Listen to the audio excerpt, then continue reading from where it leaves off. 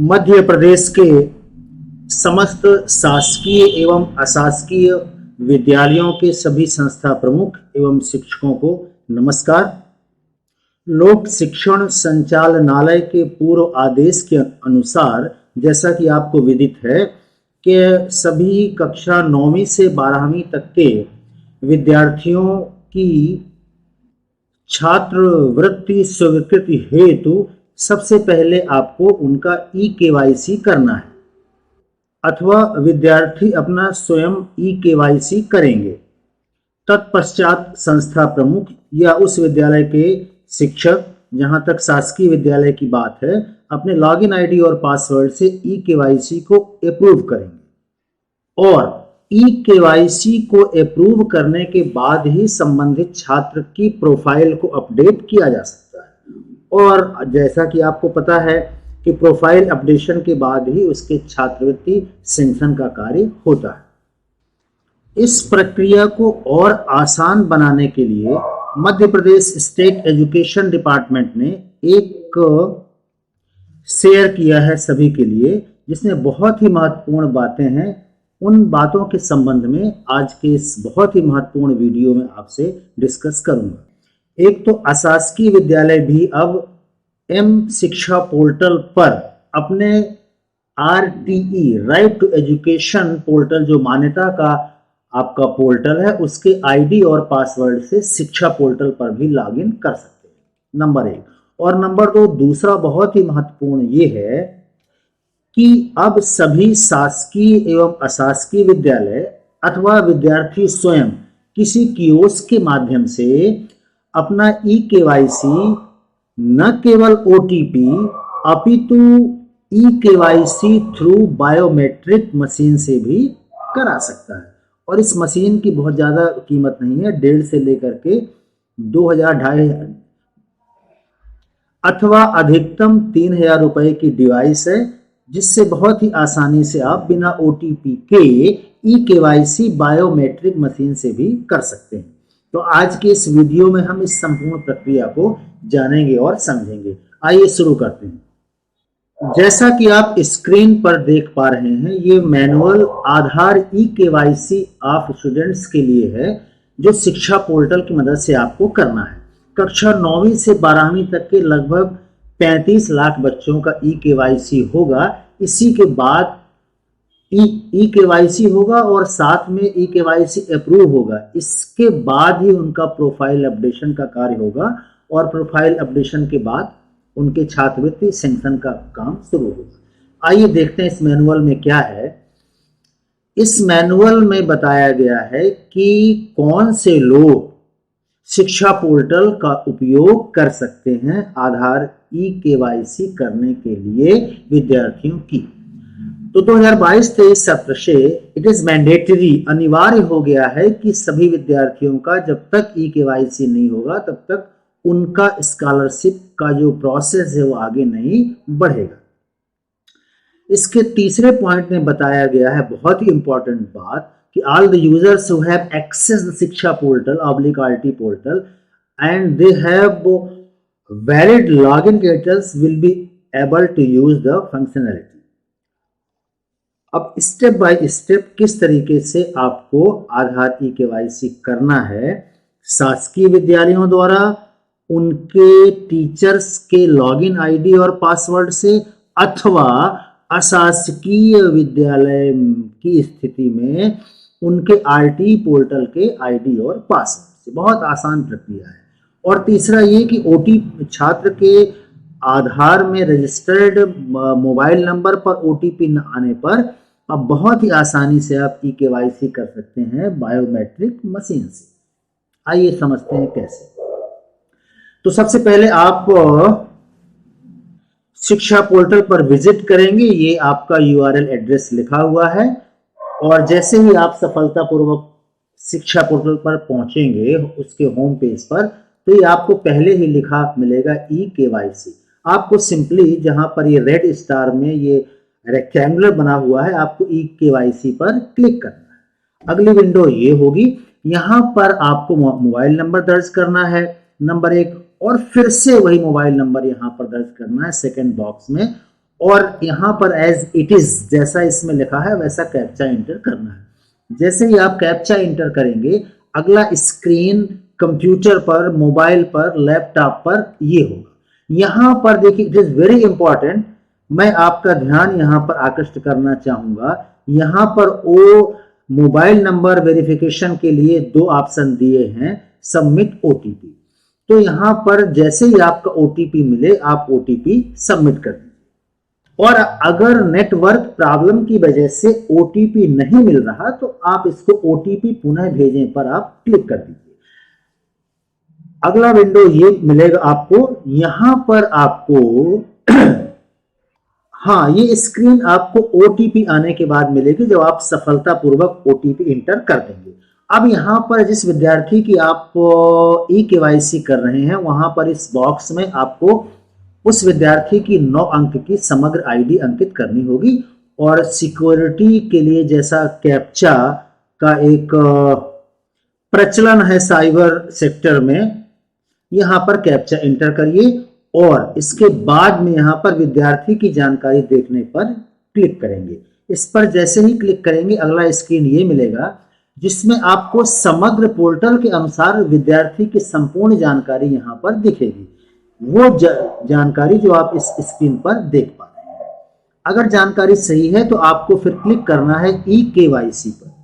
E KYC पर click करने के बाद अगली स्क्रीन ये मिलेगी जहां पर ये बहुत ही इंपॉर्टेंट स्क्रीन है। सबसे पहले आपको जो अनाउंसमेंट है मैं एतद द्वारा कहता हूं कहती हूं इसको चेक करना होगा। जैसे ही आप यहां पर क्लिक करेंगे सही का निशान लग जाएगा। इसके बाद विद्यार्थी का 12 अंकों का यहाँ आधार नंबर भरिए और उसी आधार नंबर को दोबारा इस बॉक्स में री इंटर करिए।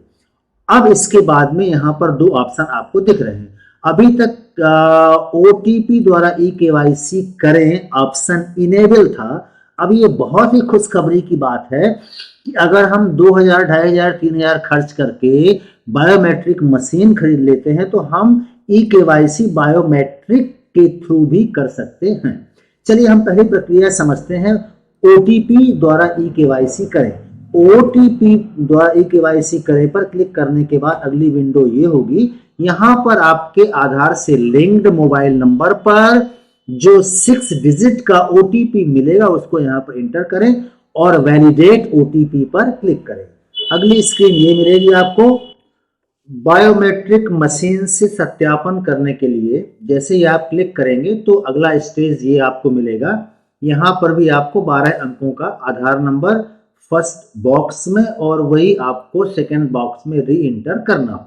देखिए बहुत ही इंपॉर्टेंट और इंटरेस्टिंग और बहुत ही मजेदार बात यह है कि आप जिस बायोमेट्रिक मशीन का यूज कर रहे हैं उसका नाम भी दिया हुआ है, पोर्ट का नाम दिया है और रेडी है मंत्रा एथेंटिकेशन, ये है आपका। अब आपको अगला काम करना है संबंधित बालक या बालिका का थंब या फिंगर जो भी है उसको मशीन में रखवा के और यहाँ कैप्चर फिंगरप्रिंट पर आपको क्लिक करना है। जैसे ही आप कैप्चर फिंगरप्रिंट पर क्लिक करेंगे अगला विंडो ये मिलेगा।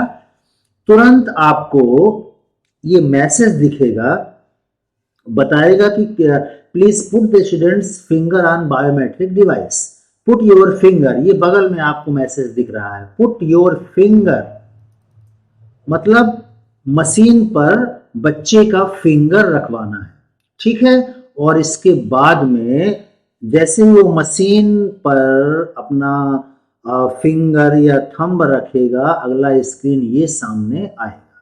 स्क्रीन के फंक्शन को बहुत ध्यान से आपको समझना है। यहाँ पर ये स्क्रीन आपको दिखेगी जहां पर कैप्चर फिंगरप्रिंट और ई केवाईसी थ्रू फिंगरप्रिंट, ये 2 ऑप्शन मिलेंगे। अगर ये जो किनारे में लिखा हुआ है कैप्चर्ड सक्सेस, अगर ये मैसेज मिलता है तो कोई दिक्कत नहीं है, तो आपको फिर यहां पर क्लिक करना है e KYC through fingerprint.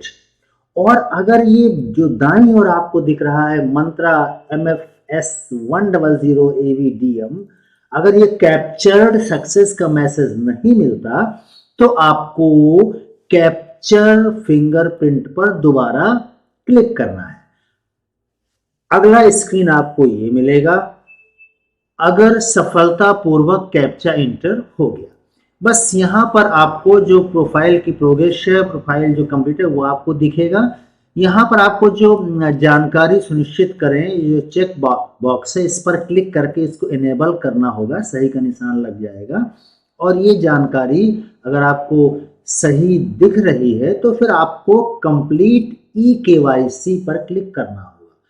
Complete e-KYC पर क्लिक करने के बाद अगला स्क्रीन ये मिलेगा आपको सिस्टम में, जहां पर आपको एक बड़ा प्यारा सा मैसेज दिखेगा, your e KYC has been successfully completed, your application has been forward for approval by your school. Simple सी बात है, आप समझ गए होंगे कि ई-केवाईसी के बाद में उसके अप्रूवल के लिए, वेरिफिकेशन के लिए संबंधित विद्यार्थी का जो डाटा है वो पहुंच जाता है उस विद्यालय के लॉगिन आईडी और पासवर्ड पर। अब आपको ध्यान से समझना है कि यदि विद्यार्थी का ई-केवाईसी कंप्लीट हो गया है तो संबंधित विद्यालय के आईडी पर वो दिखेगा कि अप्रूव करें या पेंडिंग करें। और अगर उसका ई-केवाईसी अभी कंप्लीट नहीं हुआ है तो संबंधित शिक्षक के आईडी पर अथवा अशासकीय विद्यालय की स्थिति में संबंधित प्राचार्य के आरटी पोर्टल के लॉगिन आईडी पासवर्ड पर उसमें दिखेगा कि अप्रूव या ई-केवाईसी पेंडिंग, जिसकी हम चर्चा अभी आगे करेंगे।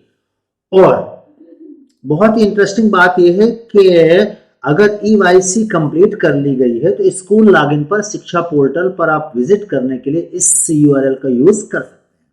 ठीक है, अब आगे हम ये देखेंगे कि अगर अशासकीय विद्यालय है, प्राइवेट स्कूल है, तो फिर से दोबारा रिपीट कर रहा हूं, शायद मैं चौथी बार रिपीट कर रहा हूं ये कि आरटी पोर्टल के लॉगिन आईडी और पासवर्ड से आप शिक्षा पोर्टल पर लॉगिन करके आप भी ई-केवाईसी को न केवल खुद करवा सकते हैं बच्चों का बायोमेट्रिक मशीन से, ओटीपी से, अपितु उनका आप वेरिफिकेशन भी कर सकते हैं। केवल सैंक्शन का कार्य संबंधित प्राचार्य करेंगे।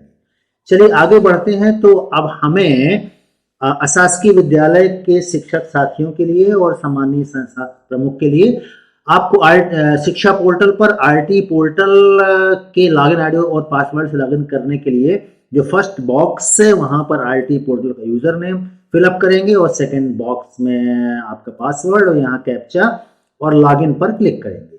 अगला स्क्रीन ये आपको मिलेगा। सिंपली आपको फर्स्ट, सेकंड, थर्ड रो में जो फर्स्ट ऑप्शन है स्टूडेंट प्रोफाइल मैनेजमेंट, इस पर आपको क्लिक करना है। यहाँ क्लिक करेंगे, अगला स्क्रीन बहुत इंपॉर्टेंट स्क्रीन ये मिलेगा आपको, जहां पर फर्स्ट ऑप्शन में लिस्ट ऑफ स्टूडेंट्स, ये जो ग्रीन कलर से यहाँ दिख रहा है, इस पर आपको क्लिक करना है। अगला स्क्रीन ये मिलेगा आपको, यहाँ पर आप अपने विद्यालय के उन विद्यार्थियों की सूची प्राप्त कर सकते हैं जिनकी ई-केवाईसी आपके स्तर से अप्रूव करने के लिए पेंडिंग है। तो यहाँ पर सत्र का चयन करें, यहाँ कैप्चा इंटर करें, अगला स्क्रीन ये होगा। यहाँ पर ये देखिए बहुत सारी सूची आपको दिखाई देगी सभी कक्षाओं के, सभी बच्चों के आपके विद्यालय की। जिन बच्चों ने अभी तक ई-केवाईसी नहीं किया या आपने नहीं कराया या आपने नहीं किया, वो ई-केवाईसी पेंडिंग दिखेगा। और जिस बच्चे ने खुद अपना ई-केवाईसी कर लिया या आपने उसका ई-केवाईसी कर दिया, वहां पर ग्रीन कलर का ये रेक्टेंगुलर टैब दिखेगा, वहां लिखा रहेगा अप्रूव। जैसे ही आप अप्रूव पर क्लिक करेंगे, अगला स्क्रीन ये होगा। यहाँ पर उस बच्चे का संपूर्ण डाटा, आधार वाला डाटा ये और समग्र का डाटा ये आपको दिखाई पड़ेगा। और इसका मिलान करने के बाद आपको ये काम करना है, कौन सा?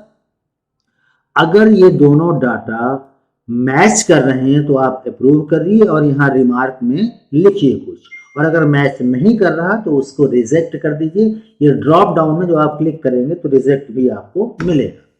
तो इस तरीके से मित्रों आप ई-केवाईसी की जो प्रक्रिया है, जो कक्षा 9 से 12 तक के बच्चों के लिए अनिवार्य है, तभी उनका प्रोफाइल अपडेट होगा, तभी उनकी छात्रवृत्ति सैंक्शन होगी। जैसा कि आपको यहाँ पर दिख रहा है, it is mandatory to make all scholarships payments Aadhaar based, यानी आधार से इसको लिंक से बेस्ड किया जा रहा है। तो साथियों, आशा है जानकारी आपके लिए बहुत ही बेनिफिशियल होगी और पूरा विश्वास है कि ये काम आप शीघ्रता से करके प्रदेश को समृद्ध बनाएंगे और प्रदेश का नाम रोशन करेंगे। मिलते हैं कुछ ऐसी जानकारी के साथ अगले वीडियो में, तब तक के लिए धन्यवाद।